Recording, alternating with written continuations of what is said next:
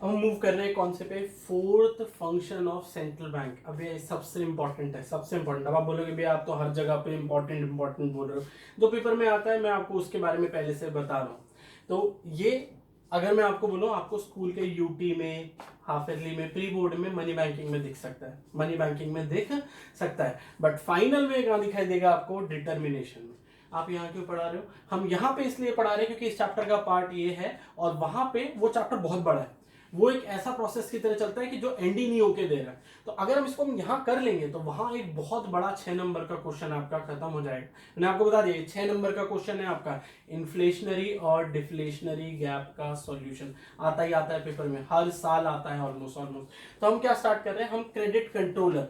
Credit controller का पहले मैं आपको मीनिंग समझा देता हूँ। क्रेडिट कंट्रोलर, यहाँ पे क्रेडिट जो वर्ड दिया गया है वो यूज करा गया है लोन के लिए, कि इकोनॉमी में लोन को कंट्रोल कैसे करती है। अब लोन को क्यों कंट्रोल करना है, लोन को इसलिए कंट्रोल करना है क्योंकि इकोनॉमी में गवर्नमेंट या आपका सेंट्रल बैंक क्या करना चाहता है, मनी सप्लाई को अपने हिसाब से चलाना चाहता है।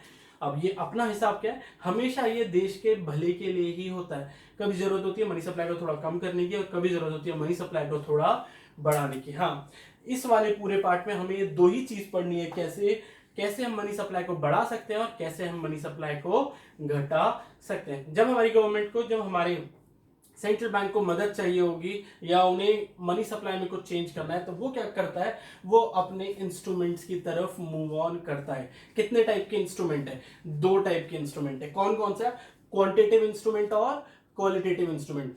आपसे वाइवा में देखो, आप जो प्रोजेक्ट बनाओगे वो इस वाले पार्ट पे आएगा आपको।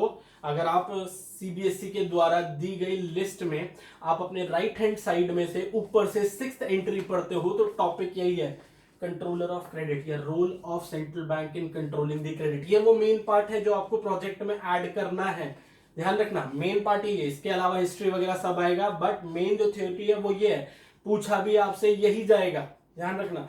अब वो आपको कैसे पूछेंगे, वो आपसे दो ही चीजें पूछेंगे, कैसे मनी सप्लाई को बढ़ाया जा सकता है और कैसे मनी सप्लाई को घटाया जा सकता है। प्लस एक सरप्राइज क्वेश्चन आता है, क्यों, क्योंकि बुक्स मिस करती हैं इस चीज को। क्या क्वांटिटेटिव इंस्ट्रूमेंट क्या है और क्वालिटेटिव इंस्ट्रूमेंट क्या है। लास्ट ईयर बहुत सारे वाइवा में पूछा गया और बच्चों को कुछ भी आइडिया नहीं, उन्हें पूरा पता है चैप्टर, बट वो स्ट्रगल कर रहे हैं उस चीज में। तो पहले हम समझते हैं इन दोनों इंस्ट्रूमेंट का मतलब।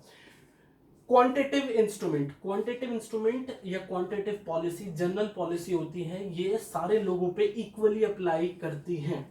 यहाँ पे कोई भेदभाव नहीं है, कोई डिस्क्रिमिनेशन नहीं है, कोई किसी को रियायत नहीं है। ये जनरल पॉलिसी है, सब पे अप्लाई हो रही है। जैसे कि हम रोड अगर रेड लाइट जंप कर जाते हैं तो हम पे भी फाइन लगेगा और किसी और पे भी फाइन लगेगा, बराबर फाइन लगेगा। तो यहां पे हमें ध्यान रखना है, क्वांटिटेटिव इंस्ट्रूमेंट क्या है, general policy which applies to whole society. These are those instrument which applies to whole society. वही क्वालिटेटिव इंस्ट्रूमेंट क्या होते हैं, ये होल पे अप्लाई होता था, पूरी सोसाइटी पे अप्लाई होता था, ये सेलेक्टिव पार्ट ऑफ सोसाइटी पे अप्लाई होता है, सब पे इक्वली अप्लाई नहीं होता। यहां पे हमने सोसाइटी को अलग अलग पार्ट में डिवाइड कर रखा है और उस पर वो अलग अलग तरीके से अप्लाई होता है। तो ध्यान रखना, भूलना नहीं। क्वांटिटेटिव, क्वांटिटेटिव भारी वाला सब पे अप्लाई होगा। क्वालिटेटिव, क्वालिटी लोगों में कम होती है तो कम लोगों पे अप्लाई होगा। क्वांटिटी बहुत है तो वो सब पे अप्लाई होगा। तो क्या क्वांटिटेटिव इंस्ट्रूमेंट या पॉलिसी वो चीजें हैं, जो वो पॉलिसी है या वो इंस्ट्रूमेंट है जो सारी सोसाइटी, होल सोसाइटी पे अप्लाई होता है, which applies on the whole society. Qualitative are those policy या instrument which applies on selective part of the society. अब हम स्टार्ट कर रहे हैं किस वाले पार्ट को, क्वांटिटेटिव। अब क्वांटिटेटिव में मैं कुछ भी पढ़ाऊं, अब पहले आपको मैं रेट बता देता हूं। देखो यहां पे हर जगह रेट आ रहा है, आपको समझना है यहां रेट है क्या। जब आम जनता को लोन देती है उसको वो कहलाती है लेंडिंग रेट।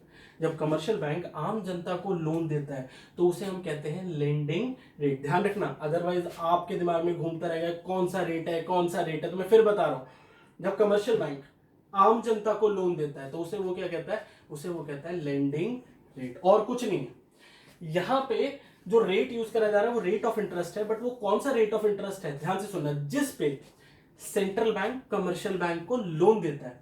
हमारा bank commercial bank, central bank क्या है, कमर्शियल बैंक का बैंक है। तो यानी कि हमें लोन लेना, हम कमर्शियल बैंक से लेते हैं। सेंट्रल बैंक को, कमर्शियल बैंक को लोन लेना है तो वो किससे लेता है, वो सेंट्रल बैंक से लेता है। तो वो जो रेट ऑफ इंटरेस्ट चार्ज करेगा वो यहाँ इस रेट वर्ड से डिफाइंड है, बट इनका थोड़ा थोड़ा डिफरेंस है, वो हमें समझना है। पहला आता है बैंक रेट। बैंक रेट वो रेट है जिसपे सेंट्रल बैंक कमर्शियल बैंक को लॉन्ग टर्म के लिए लोन प्रोवाइड करता है। ध्यान से सुनना क्या कह रहा हूं। बैंक रेट वो रेट ऑफ इंटरेस्ट है, बैंक रेट वो रेट ऑफ इंटरेस्ट है जिसपे सेंट्रल बैंक कमर्शियल बैंक को लॉन्ग टर्म के लिए लोन अप देता है। ठीक है, it refer to that rate of interest at which central bank provides long term borrowings to the commercial bank. बात आती है यहां पे रेपो रेट की। तो रेपो रेट और बैंक रेट में एक ही चीज का फर्क है। बैंक रेट लॉन्ग टर्म था, ये है शॉर्ट टर्म। तो शॉर्ट टर्म में हम कैसे बोलेंगे, repo rate is that rate of interest at which central bank provide short term borrowings to the commercial bank. हाँ बिल्कुल साफ ध्यान रखना, वो लॉन्ग टर्म है शॉर्ट टर्म है। 1 मार्कर आता है, कौन सा लॉन्ग टर्म है, बैंक रेट लॉन्ग टर्म है। कौन सा शॉर्ट टर्म है, रेपो रेट शॉर्ट टर्म है। एक 1 मार्कर और आता है, कभी देखना जब आरबीआई की मीटिंग होती है, जब भी वो इन रेटों में चेंज होते हैं, हमारे मम्मी पापा टीवी पे बैठे होते हैं, वो देख रहे होते हैं कि कैसे हमारे होम लोन की किस्त कम या ज्यादा होने वाली है, तो उनकी ना किस पे नजर टिकी होती है, रेपो रेट पे टिकी होती है। रेपो रेट बदलता है, आपका होम लोन पे जो इंटरेस्ट रेट है वो भी बदल जाता है। तो याद रखना, आपका होम लोन किससे लिंक है, रेपो रेट से लिंक है। ठीक है, अगला आता है reverse repo rate. Reverse repo rate कौन सा रेट होता है, ये वो रेट है, ध्यान से सुनना है, अलग है, ये वो रेट ऑफ इंटरेस्ट है जिसपे कमर्शियल बैंक अपने एक्सेस फंड को क्या करता है, पार्क करता है, किसके साथ, सेंट्रल बैंक के साथ। कमर्शियल बैंक के पास फालतू पैसे पड़े हुए थे, फालतू इन द सेंस उसने अपने टारगेट मीट आउट किए, अभी भी उसके पास एक्सेस फंड पड़ा हुआ है, तो वो क्या करती है, वो अपने एक्सेस फंड को, कौन, कमर्शियल बैंक, किसके पास रख देती है, सेंट्रल बैंक के पास रख देती है। अब उस पर उसे क्या मिलता है, यहां कमर्शियल बैंक को इंटरेस्ट मिल रहा है। इससे पहले जो बैंक रेट और रेपो रेट था उसमें कमर्शियल बैंक को रेट ऑफ इंटरेस्ट देना पड़ रहा था, यानी कि उन्हें वो पेमेंट करनी पड़ रही थी, यहां उन्हें मिल रही है, किसमें, रिवर्स रेपो रेट में। अगला पार्ट आता है legal reserve ratio. Legal reserve ratio अगर मुझे समझाना है तो पहले मेरे को आपको 2 टाइप के डिपॉजिट समझाने पड़ते हैं। कौन कौन सा, time deposit and demand deposit. आप बैंक में पैसे रखते हो, वैसे तो तरीके 3 हैं, बस इस डेफिनेशन के लिए हमें 2 ही समझने हैं, that is demand deposit and time deposit. अब ये है क्या demand deposit, demand deposit bank के साथ आम आदमी का वो डिपॉजिट है जिसे वो जब चाहे तब पैसे निकाल सकता है। यानी कि ये कुछ आपका नॉर्मल अकाउंट है, करंट अकाउंट है, जिसमें से आप कभी भी पैसे निकाल सकते हो। वहीं पे टाइम डिपॉजिट क्या है, ये आपका फिक्स डिपॉजिट है, आप इसे एक फिक्स टाइम के बाद ही निकाल सकते हो। एक आम आदमी बैंक के साथ पैसे कैसे कैसे रखता है, आइदर वो करंट अकाउंट में, सेविंग अकाउंट में रखता है, या वो उसे एफडी के फॉर्म में रखता है। तो यहां पे जो बात हो रही है वो करंट अकाउंट और एफडी वाले की बात हो रही है कि उस फॉर्म में पैसे रखे हुए हैं। तो अब हमें समझना है यहाँ पे लीगल रिजर्व रेशियो। अब ये लीगल रिजर्व रेशियो क्या है, ध्यान से सुनना।